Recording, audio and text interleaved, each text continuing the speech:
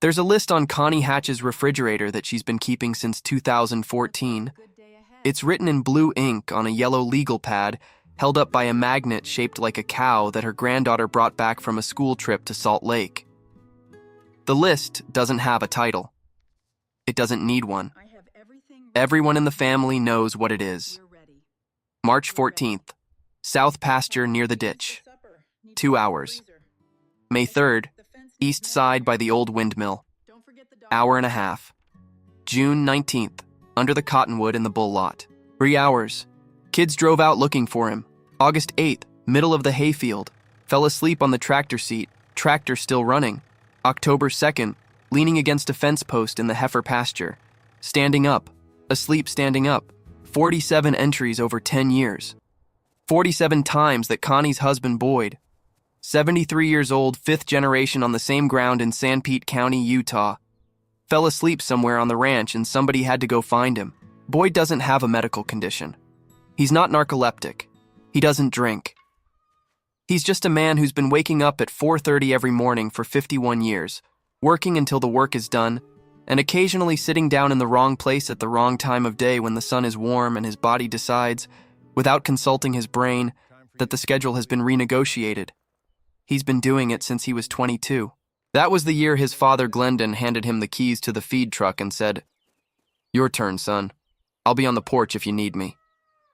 Glendon had run the place for 34 years before that. His father Alma for 28 years before that.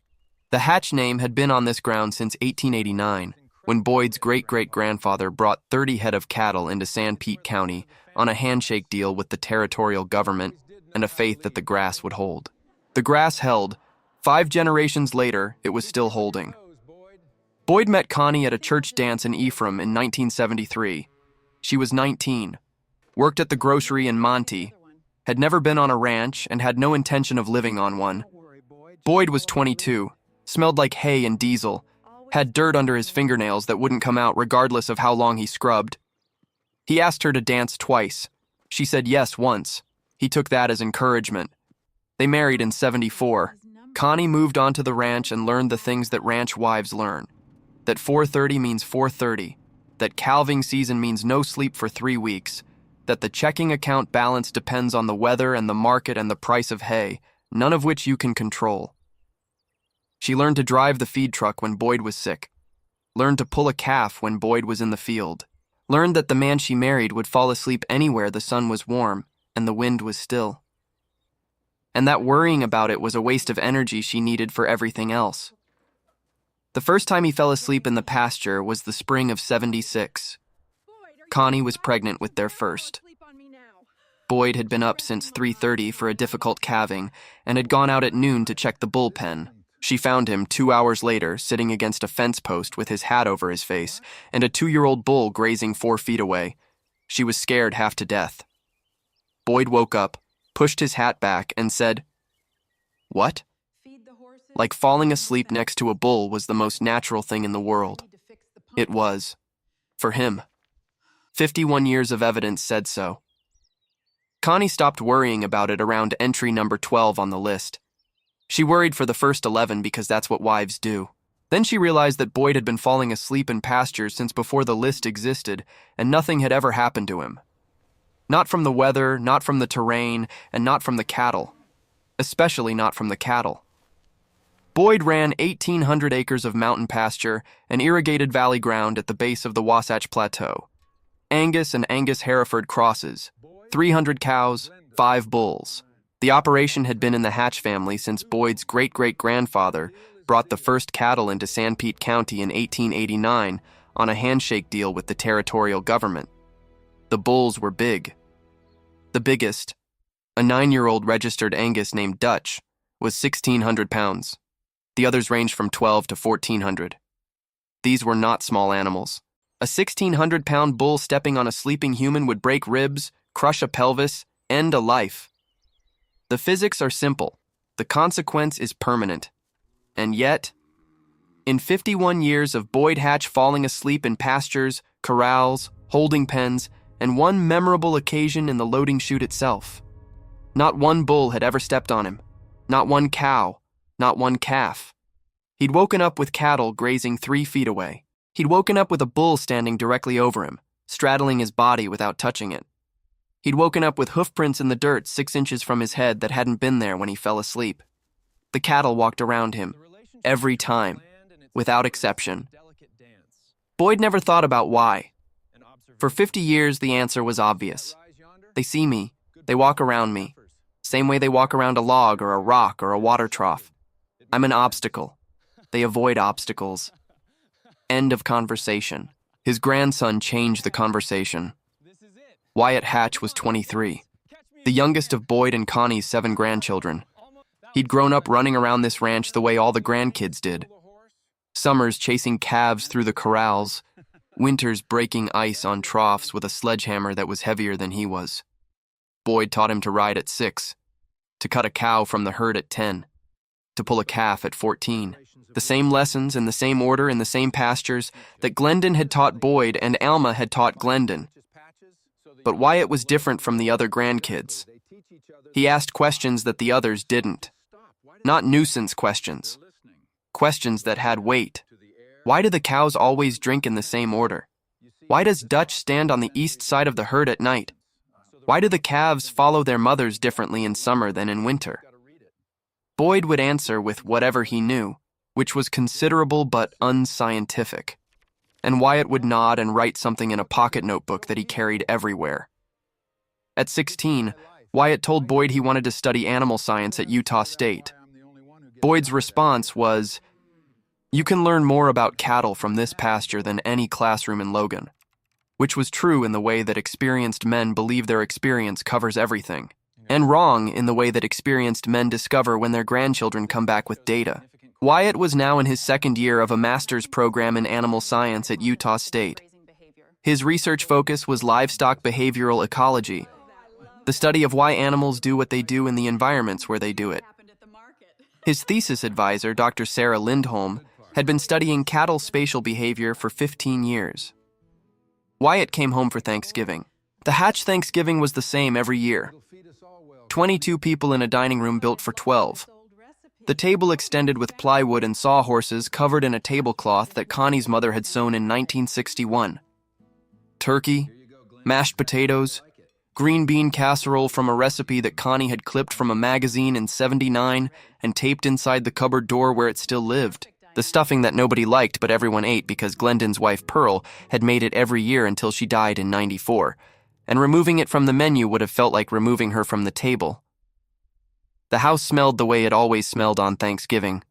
Browned butter and sage and the faint undertone of wood smoke from the stove in the living room that Boyd kept burning from October to April because the furnace was expensive and cottonwood was free. After the meal, the family retelling of the list on the refrigerator began.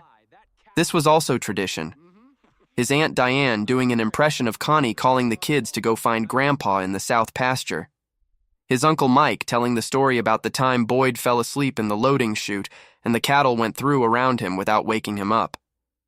His cousin Tanner describing the July incident when Dutch straddled Boyd like a bridge, front hooves on one side, back hooves on the other, 1,600 pounds of bull standing over a sleeping 73-year-old man without touching him.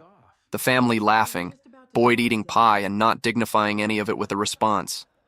Connie shaking her head the way she'd been shaking her head at this man for 50 years. But Wyatt wasn't laughing. He was thinking, "Grandpa, you've fallen asleep around bulls dozens of times, 1,600-pound animals, and none of them have ever stepped on you." Boyd looked at him. "They see me, Wyatt. They're not blind. They're also not especially careful about where they step. Cattle step on dogs, cats, feed buckets, water hoses, and each other's calves regularly. They walk through fences. They stand on gates. They're not animals known for spatial precision. So why are they precise around you?" Boyd set down his fork. "Because I'm bigger than a dog. Dutch stepped over you in July. Mom told me. She said he straddled you like a bridge, his front hooves on one side, his back hooves on the other. You were asleep. He was standing over you, and he didn't touch you. The table was quiet. The kind of quiet that happens when a question nobody thought to ask suddenly seems like the only question worth asking." Wyatt went back to Utah State after Thanksgiving. and brought the question to Dr. Lindholm. Why don't cattle step on prone humans? Sarah looked at him over her glasses. Define the question more precisely. Cattle routinely step on objects and small animals, but anecdotal evidence suggests they almost never step on sleeping humans, even when those humans are directly in their path. My grandfather has been falling asleep in cattle pastures for 50 years with large bulls and has never been stepped on. Why? Sarah considered it, then said, "That's actually a very good question, and I don't think anyone has formally studied it. They designed a study, not with sleeping humans.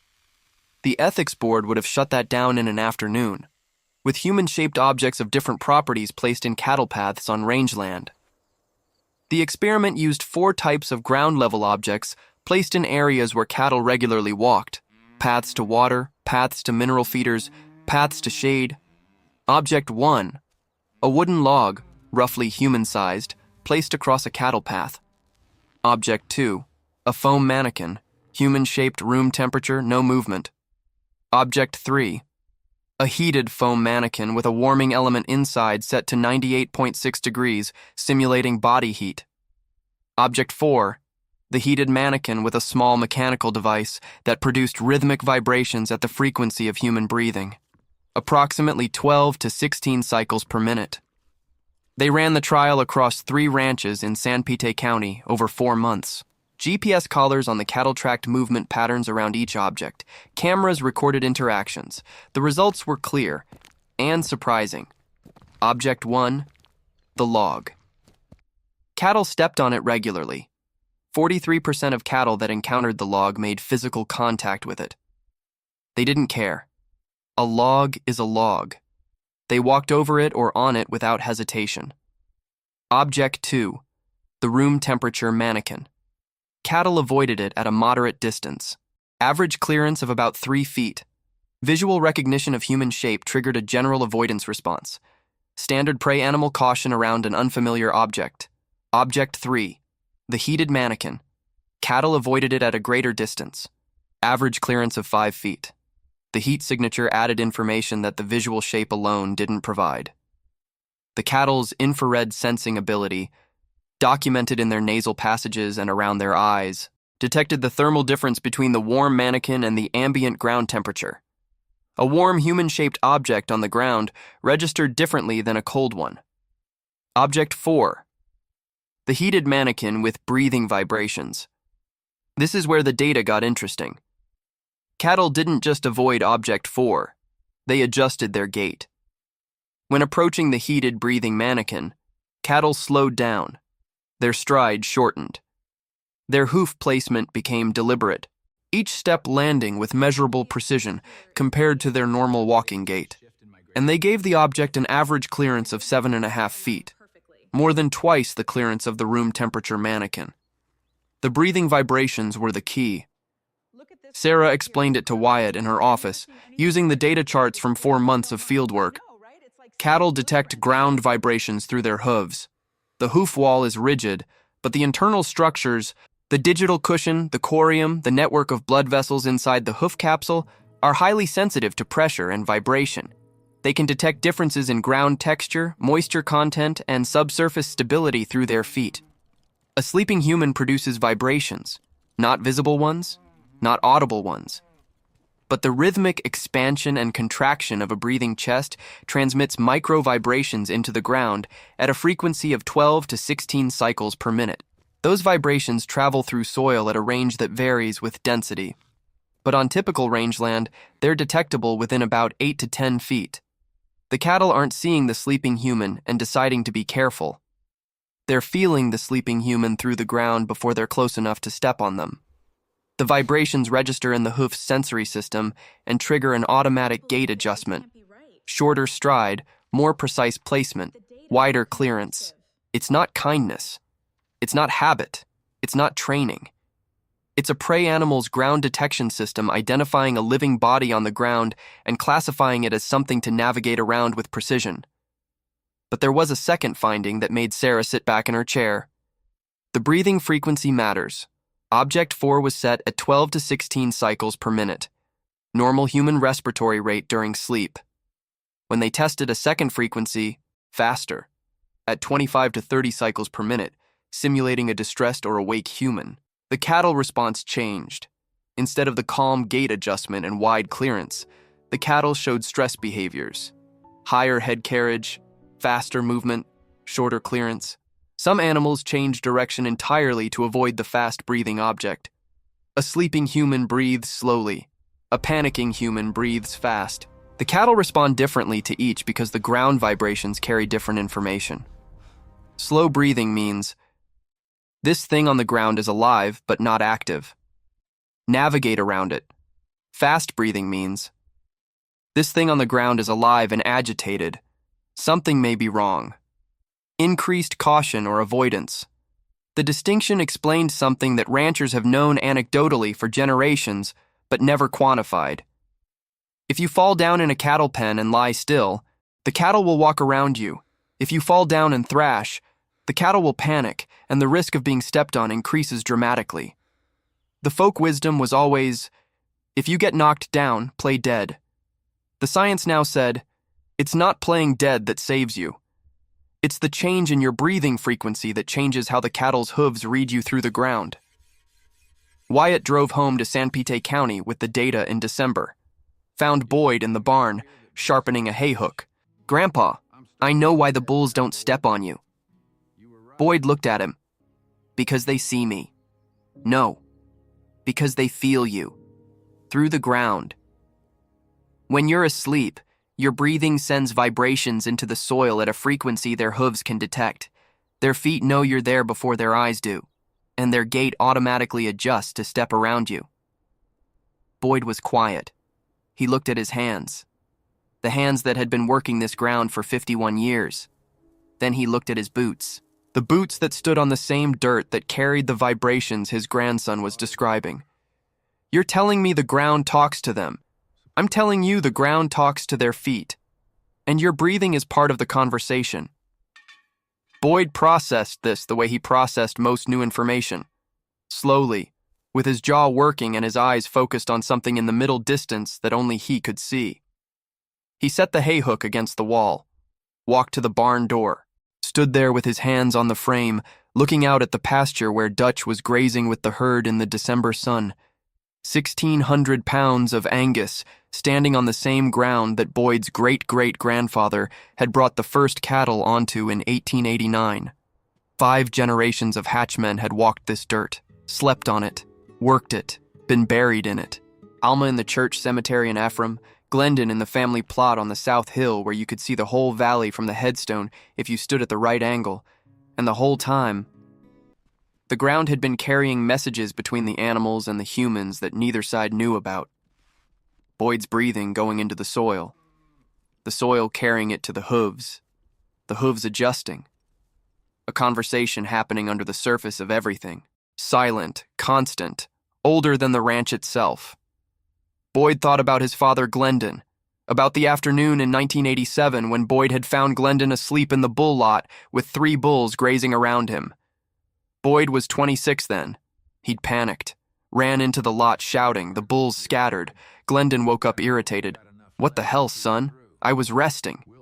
Dad, you were in the bull lot. Those bulls could have killed you. Glendon had looked at him with the expression of a man who thought his son might be the dumbest person in Sanpete County. They know I'm here, Boyd. They've always known. Go check the heifers and stop waking me up. Now Wyatt was telling Boyd the same thing, just with data. They know you're here. They feel you through the ground. They've always known. The science was new. The truth was as old as the dirt it traveled through. Boyd turned back to his grandson. Your grandfather, my dad, fell asleep in the bull lot back in '87. I found him with 3 bulls around him. I thought he was crazy. He told me they knew he was there. I didn't believe him. Wyatt was quiet. Turns out he was right. He just didn't know why. And neither did I. For 36 years, I thought he was lucky. Now you're telling me he was being read by the ground through his breathing. Boyd's voice had changed, not louder, deeper. The voice of a man connecting 2 moments separated by 3 decades and finding that they were the same moment. Your grandmother is going to love this. She's been keeping that list for 10 years, thinking the bulls were just being polite. Now you're telling her they're reading the ground like a book, more like reading the ground like a seismograph. Boyd almost smiled. Whatever it is, it's kept me alive for 5 decades. It's kept my dad alive before me. That's good enough data for me. He paused, then said something that Wyatt would remember for the rest of his career. You know what, son? I've spent my whole life thinking I understood this ground. The grass, the water, the soil. 51 years of walking it. And you just told me it's been doing something I never knew about. Right under my boots. Right under my father's boots. Right under every boot that ever crossed this pasture since 1889. He looked at the dirt. Makes you wonder what else it knows that we haven't figured out yet. Sarah Lindholm published the findings the following spring in the Journal of Animal Science. The paper was titled Ground-Transmitted Vibrational Detection and Gait Modification in Domestic Cattle Encountering Prone Living Bodies. Wyatt was second author. The paper didn't make headlines. Livestock behavioral science rarely does. But it circulated through veterinary schools and extension services across the Mountain West, and within a year, 3 other research groups had replicated the core finding. Cattle detect breathing vibrations through their hooves and adjust their movement accordingly. The practical implications were immediate. Livestock handling safety training had always told people, if you're knocked down in a pen, stay still. The new data explained why staying still works. Not because the cattle forget you're there. Because your slow breathing sends a signal through the ground that tells their feet, this is alive, but not a threat. Walk around it. And the data also explained why panicking is dangerous. Fast breathing, thrashing, rapid movements. All of it changes the ground vibration pattern from navigate to danger. The cattle respond to the vibration shift before they respond to the visual input. By the time they see you moving, their hooves have already received a different set of instructions. Boyd still falls asleep in the pasture. Connie still keeps the list. Entry 53, April 12th, bull lot, under the cottonwood again. Dutch standing over him when Wyatt found him. 7 inches of clearance on each side. Not a mark in the dirt. Connie added a note next to that entry that she hadn't added to any of the others. Now we know why. 3 words. 51 years of question. One grandson with a data set and a thesis advisor who said, that's actually a very good question. Boyd wakes up at 4:30 every morning, same as he has since 1973. He puts on the same boots, not the same pair, the same brand, the same style, bought at the same store in Ephraim that his father bought his from and his grandfather before that. He makes coffee in the percolator that Connie has threatened to replace every Christmas since 2008. He walks outside into whatever the Sanpete Valley has decided to be that morning. Cold, warm, windy, still dark in December, light in June.